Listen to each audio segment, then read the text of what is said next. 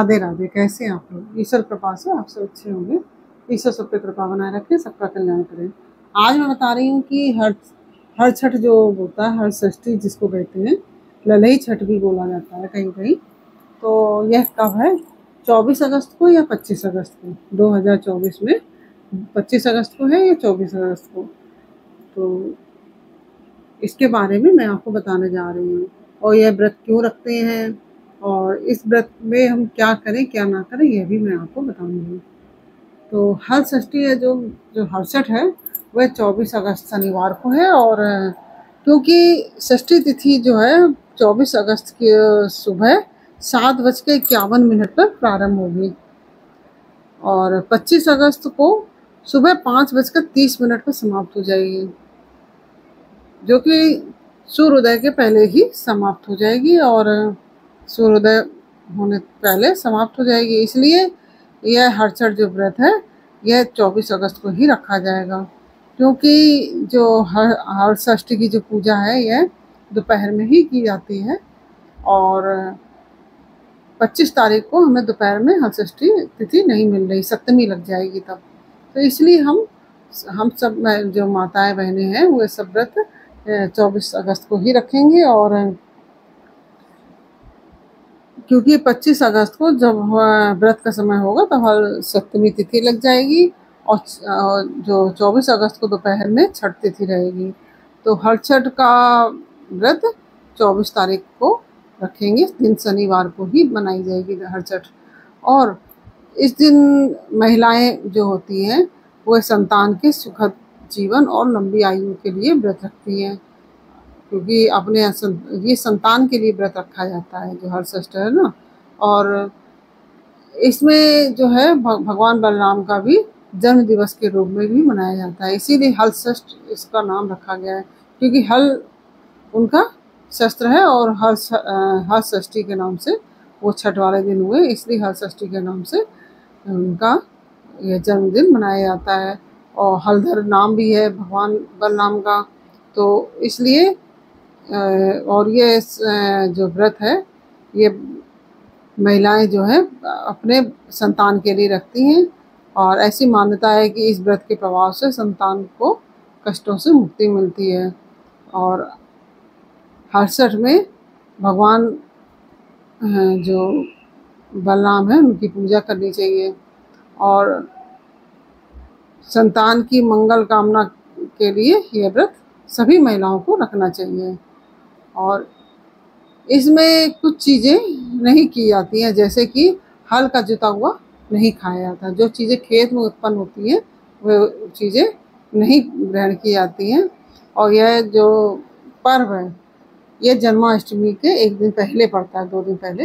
जैसे छठ जन्माष्टमी अष्टमी के दिन पड़ती है, तो यह छठ वाले दिन पड़ता है। छठ पड़ता है, उसके सप्तमी छोड़ के अष्टमी को जन्माष्टमी तिथि मनाई जाती है। जो जन्माष्टमी पर्व है, भगवान श्री कृष्ण का जन्मदिन मनाया जाता है, उसमें प्रकट उत्सव मनाया जाता है। भगवान कृष्ण प्रकट हुए थे उसमें। भगवान तो जन्मते मरते नहीं है, वो तो प्रकट होते हैं, तो उनका प्रकटोत्सव मनाया जाता है।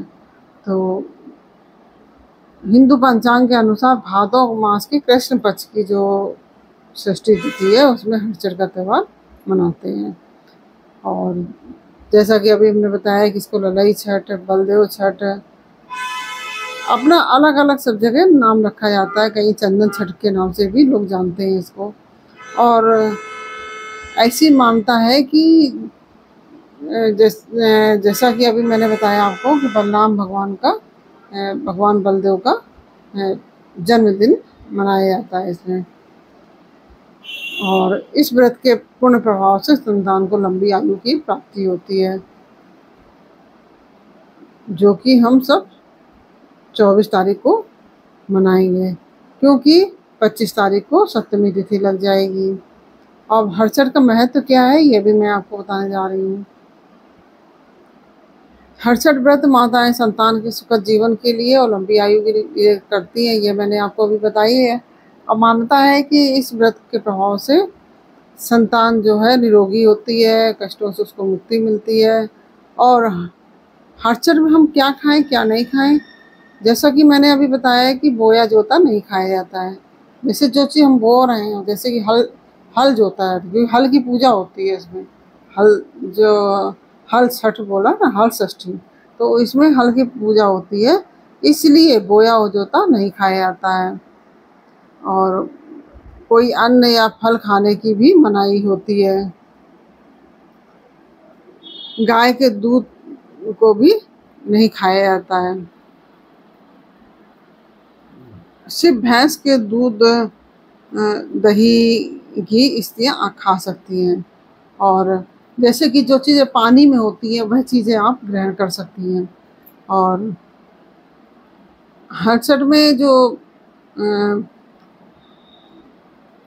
क्या करना चाहिए, प्रातः काल झावेरी जो झरबेरी होती है वास और पलास की एक एक शाखा बांध कर जो बनाई जाती है हरचट, जो उसको जो बनाई जाती है हरचट की पूजा के लिए, उसको गाड़ लिया जाता है और उसके पश्चात उसकी पूजा की जाती है। और पूजा में तिन्नी के चावल, जो पसई के चावल जिसको बोलते हैं, वह प्रयोग किया जाता है। और सतनाजा, 7 अनाज को भरबूजे से भून कर, या मान लीजिए आप कहीं नहीं, 7 अनाज आप घर में भी भून सकते हैं, तो घर भून कर फूल आदि से पूजा करें। और भैंस जिसका बच्चा हो उसका दूध दही को चढ़ाएं और उसका सेवन करें।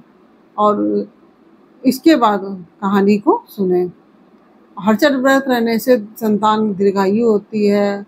और जिन जिन स्त्रियों के पुत्र नहीं हैं, अगर वो भी इस व्रत को करती हैं तो उनको पुत्र की प्राप्ति होती है।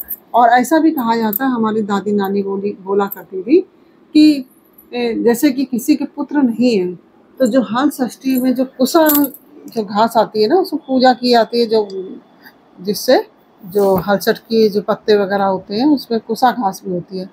तो उसमें अगर कोई किसी के लिए, जैसे मान लीजिए आपके संतान नहीं है, तो मैं आपके लिए बांधूं कि आपके संतान हो जाए, तो उसके लिए बांधे तो कहते हैं कि अवश्य ही साल भर के अंदर उसको ये खुशखबरी प्राप्त होती है। तो उसमें करना क्या होता है, अगर मान लीजिए आपके संतान हो जाती है, किसी ने आपके लिए गांठ लगाई उसमें कुसा घास में, तो अगर जिसके संतान होती है तो वो उसको उसका सम्मान करे, जैसे कि उसको कुछ कपड़े, फल, मिठाई आदि देकर उसका सम्मान करे, क्योंकि उसकी वजह से ही आपकी गोद में संतान की उत्पत्ति हुई है। तो ऐसा कहा जाता है।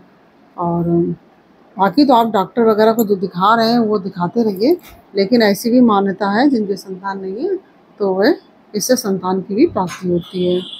और इसमें कई कथाएं प्रचलित हैं। और जैसा कि मैंने एक आपको पहले कथा डाल चुकी हूँ, वह आप सर्च करके मैंने पिछले नेक्स्ट ईयर डाल दी थी, तो उसमें आप देख लीजिएगा, सुन लीजिएगा। और एक कथा तो यह आती है कि हरचट में जैसे पूजा आदि आप करेंगे, अब आपसे पहले आपको पूरा विवरण बता दें, फिर कथा बताती हूँ। तो जैसा कि आप पूजा करेंगी तो अब आप सोचेंगी उसको गाड़ें कहाँ पे।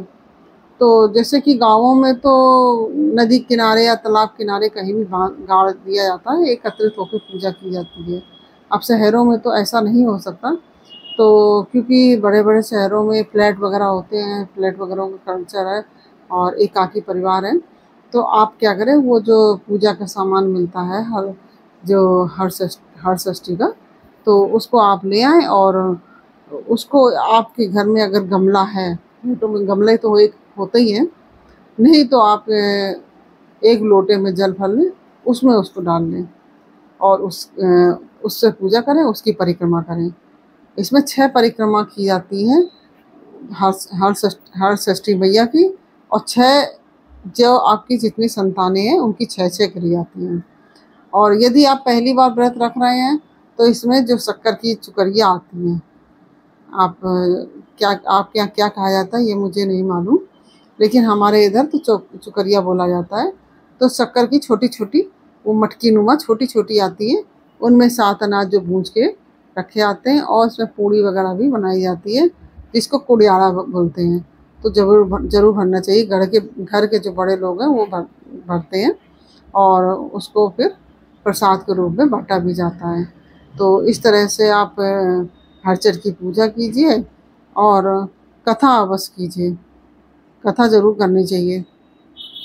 कथा इस प्रकार से है। हरछठ व्रत में गर्भवती मालिन वाली कथा जो पढ़ी जाती है वह मैं आपको बता रही हूँ। ग्वालिन गर्भवती थी और उसका प्रसव काल पास था, लेकिन दूध दही खराब ना हो जाए इसलिए वह बेचने के लिए चल दी। और कुछ ही दूर पहुंचने पर ही उसे प्रसव पीड़ा होने लगी और उसने एक बेरी की ओट में एक बच्चे को जन्म दे दिया। और उस दिन हर षष्ठी का दिन था। थोड़ी देर आराम करने के पश्चात वह बच्चे को वहीं पे छोड़कर दूध बेचने चली गई, दूध दही बेचने के लिए। और गाय भैंस के मिश्रित दूध को केवल भैंस का दूध बताकर उसने गांव वालों को ठग लिया। उसने झूठ बोला, जो कि नहीं बोलना चाहिए था। भगवान की पूजा में वो दूध वगैरह सबको प्रयोग करना था। तो इससे व्रत करने वालों का व्रत भंग हो गया। इस पाप के कारण बेरी के नीचे पड़े उसके बच्चे को किसान का हल लग गया। दुखी किसान ने झरबेरी के कांटों से ही बच्चे के चिरे हुए पेट में टाके लगाए और चला गया। और ग्वालिन लौटी तो बच्चे की ऐसी दशा को देखकर उसे अपना पाप याद आ गया और उसने तत्काल प्रायश्चित किया और गांव में घूम घूम कर अपनी जो ठगी की बात को बताया और उसके कारण खुद को मिली सजा के बारे में सबको बताया। उसके सच बोलने पर सभी गांव की महिलाओं ने उसे क्षमा कर दिया और आशीर्वाद दिया कि इस प्रकार ग्वालिन जब लौटकर खेत के पास आई तो उसने देखा कि उसका पुत्र तो खेल रहा था। तो से वह आश्चर्यचकित हो गई और उसका बच्चा जीवित है यह देखकर और खेल रहा है। तो उसी क्षण उसने निर्णय किया कि आगे से वह कभी भी झूठ नहीं बोलेगी और झूठ बोलने को उसने ब्रह्म हत्या के समान समझेगी। इस प्रकार से उसने झूठ बोलना बंद कर दिया। और जैसे हरचर महारानी ने जैसे उसके ग्वालिन के बच्चे की रक्षा की, ऐसी सभी के बच्चों की रक्षा करना और सभी की संतान निरोगी रहे और खुश रहें, दीर्घायु हो, यह हरचट महारानी से कामना है। और आप सभी हरचट की पूजा कीजिए, इसी प्रकार से कीजिए और हल का जुता हुआ मत खाइए। इसमें खाना क्या है आपको ये भी बता रही हूँ आपको। तो इसमें खाना यह है जैसे सिंगाड़े आप खा सकते हैं, जैसे जो जल में चीज़ें होती हैं, जैसे बंद करेली एक आती है चीज़ वह खा सकती हैं और मखाने इत्यादि जो है उसका प्रयोग कर सकती हैं। इसमें जो नारी की सब्जी भी खाई जाती है और जो वो होता है ना कुंदरू जिसको बोलते हैं वह भी खाई जाता है, क्योंकि वो बेल होती है, वो जोती बोई नहीं जाती है, तो जोता नहीं जाता उसको, तो इसलिए उसको खाया जा सकता है। तो इस तरह से इन चीज़ों को आप ग्रहण कर सकते हैं। और बाकी जो खेत में जो अनाज बोया जाता है, जोता जाता है, उसको आप प्रयोग में नहीं ला सकती हैं। तो इस प्रकार से यह मैंने आपको कथा बताई और हरचट की पूजा की विधि भी बताई, पूजा का मतलब कैसे करनी है, क्यों मनाते हैं, यह सब भी मैंने आपको जानकारी दी और इसके साथ ही हरचट मनाने की कथा भी सुनाई। आपको यह वीडियो कैसी लगा और ये जानकारी कैसी लगी है मुझे कमेंट बॉक्स में अवश्य बताइए। अच्छी लगी हो तो वीडियो को लाइक शेयर अवश्य कीजिए और कमेंट में राधे राधे अवश्य लिखिए। फिर मिलते हैं आपसे अगले वीडियो में एक नई जानकारी, नई कहानी के साथ। तब तक के लिए राधे राधे।